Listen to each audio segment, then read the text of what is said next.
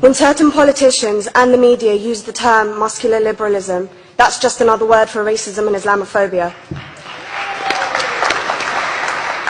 This stance on Islam has led them into primary schools to ascertain why young girls wear the hijab, as it could be interpreted as a sexualization of these young girls. I say shame on Ofsted for victimizing young girls, for choosing to wear religious articles of clothing. There is no such measure made for other religions or other articles of religious wear. This stance has other ramifications.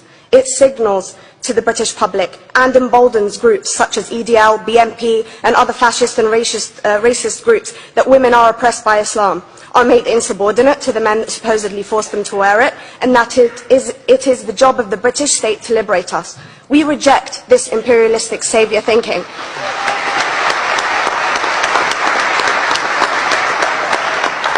And I am here to state for all people who choose to practice their beliefs openly that we are not oppressed by our faith. Islam is not one homogeneous block. There are Muslim women who do not wear the hijab, and that is their interpretation of their faith. The Quran beautifully states, "La ikraha fid din," which translates to, "There is no compulsion in religion." My faith has given me the right to choose 1,400 years before the Universal Declaration of Human Rights told me I could. A fun fact for you, conference. My dad didn't want me to wear the hijab.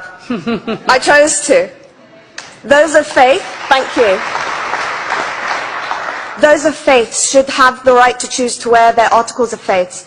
Sikhs wearing the turban, Jews wearing the kippah, or Christians wearing the crucifix. Practicing my right to freedom of expression through the hijab empowers me and other women like me to know that we are able to make decisions for ourselves. Through the hijab, women like me feel empowered to overcome the social expectations of sexualization that is relevant and has currently resulted in many cases of anxiety and worse. I can speak for myself and others like me. At school, I was able to focus more on the thoughts that were running through my mind than how good I looked to the world. The NUT has supported a woman's right to choose when it comes to pregnancy. I want conference to support my right to wear the hijab.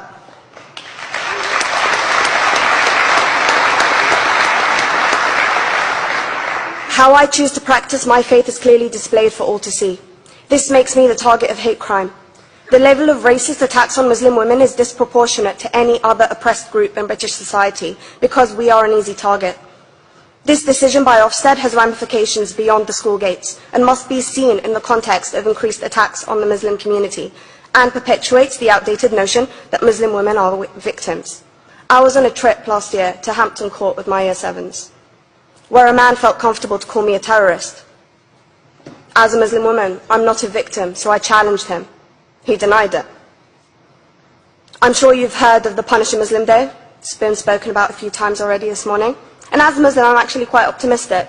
They're trying to limit it to one day. That's 364 less than normal.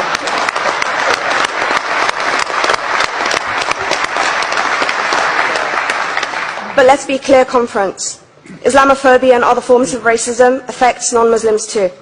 If we don't challenge this stance as a collective, we may turn into a society like France, where women are forced by the law to choose between their faith and their education, their faith and their right to work in the public sector, their faith and their right to enjoy a day out by the seaside with their families. I want to end by stating that I came to this country as an 8-year-old refugee. We are Palestinians, forced out of our land in 1948. We lived in third world conditions, similar to those in Calais for 60 years. Here, I received the support I needed to study law at university and become a secondary school citizenship and PSHE teacher and a school rep. An injury to one is an injury to all, and I want to thank the Union for its stance on all oppressed groups, in particular mine, Palestine. Thank you, Thank you, Latifa.